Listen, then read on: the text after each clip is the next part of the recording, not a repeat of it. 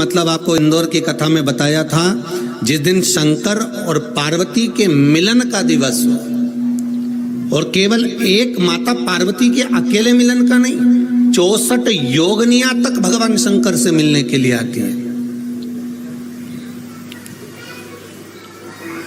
64 योगनी और धतूरे का फूल,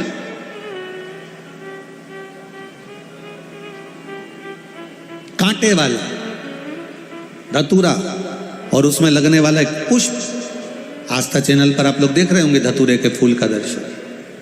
धतूरा और धतूरे का पुष्प, छोटा सा पौधा है, ज्यादा बड़ा नहीं है, कांटा लग रहा है, धतूरा लग रहा है, और उसमें भी साधारण धतूरा नहीं, जिस धतूरे के नीचे की डंडी लाल कलर की होती है, अगर वो सोमवार की अष्टमी को देवाधिदेव महादेव को करी जाती है तो उसके घर में कभी संपदा की कमी नहीं होती है। वो धतूरा है, साधारण नहीं है।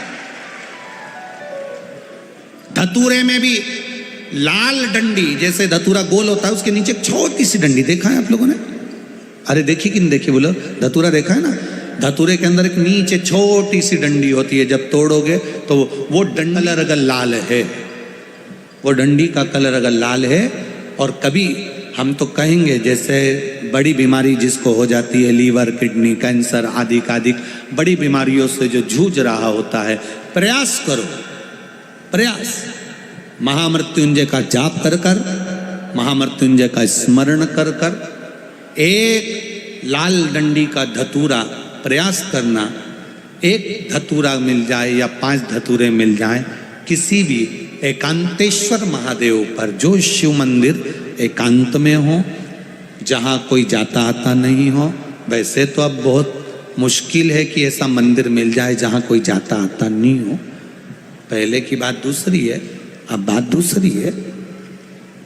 फिर भी कहीं आप रोड पे से निकल रहे हो, एकांतेश्वर महादेव अगर आपका दिख जाए, बहुत बीमारियों से ग्रसित हो, तो भी महामृत्युंजय जाप का स्मरण कर कर या किसी विद्वत ब्राह्मण जन से महामृत्युंजय मंत्र का जाप करा कर, या भगवान शिव के मंत्र का जाप स्वयं कर कर, वो भी ना बने तो पंचाक्षर मंत्र नमः शिवाय, षडाक्षर मंत्र ओम नमः शिवाय, या श्री शिवाय नमस्तुभ्यम जप कर वो लाल डंडी का धतूरा 5 एकांतेश्वर महादेव को आप समर्पित कर सकते हो। रोग, इसके शरीर में सफेद चमड़ी पड़ने लगती है, चर्म रोग हो जाता है, या चेहरे पर आंख के पास में पूरा कालापन आ जाता है, उसको हमेशा याद रखना है।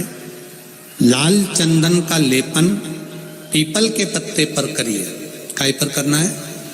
पीपल के पत्ते पर लाल चंदन का लेपन करिए। लेपन कर कर सोमवार की अष्टमी के दिन उसको लेपन कर कर वापिस निकाल कर शंकर भगवान पर उसका धीरे धीरे त्रिपुंड बनाकर लेपन करना प्रारंभ करिए। जब आप त्रिपुंड बनाकर लेपन करना प्रारंभ करें, उसके बाद उस चंदन को जो सोमवार की अष्टमी है तब निकाल कर लिया है, और निकाल कर लाकर उसको डब्बी में रख लें। उस चंदन का प्रयोग चर्म रोग के स्थान पर थोड़ी थोड़ी मात्रा में करना प्रारंभ करें, पानी के साथ मिलाकर। परंतु उस चंदन को केवल 6 से 7 दिन में प्रयोग करिएगा, ज्यादा नहीं, धीरे धीरे चमड़ी। परंतु उसको सोमवार की अष्टमी के दिन सिद्ध कर कर बनाना है, उसको सोमवार की अष्टमी के दिन चढ़ाना है श्री शिवाय नमस्तुभ्यम, या ओम नमः शिवाय, या पंचाक्षर मंत्र, या महामृत्युंजय मंत्र, जो आपको आता हो, शिव जी का जो नाम आपको याद हो उसको बोलकर चढ़ा, उसको लिया, फिर उसको अपने शरीर पर लगाना प्रारंभ करो।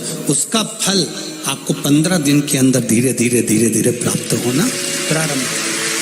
लाल चंदन का प्रयोग शिव जी के लिए अवश्य। बहुत तकलीफ है और नहीं हो रहा काम, बहुत दिनों से लगे हो, नहीं हो रहा, हरा मूंग ले जाओ। मूंग के दाने तो रहते हैं घर में, केवल 31 मूंग के दाने लेकर जाइए, 31 चावल के दाने लेकर जाइए, और 31 ही बेलपत्र लेकर जाइए। जिस दिन सोमवार की अष्टमी हो, कौन से दिन? सोमवार की अष्टमी हो, उस दिन शंकर जी के मंदिर में जाओ 3 चीज लेकर जाओ, मूंग के दाने, चावल, बेलपत्र। चावल जो 31 लेकर गए हो, अपनी कामना कर कर शंकर जी की देहली पर रख दो, चौखट पर, कहीं पर भी एकांत में उसको रख दिया जाए। मूंग के जो दाने लेकर गए हो 31, वो नंदी के पास में, जो नंदी का पांव ऊंचा रहता है उस पांव के पास रख दीजिए। और जो 31 बेलपत्र लेकर गए हो, वो 31 बेलपत्र अशोक सुंदरी वाली जो जगह है, आपको पहले बताया है कथा में, अशोक सुंदरी जी का स्थान,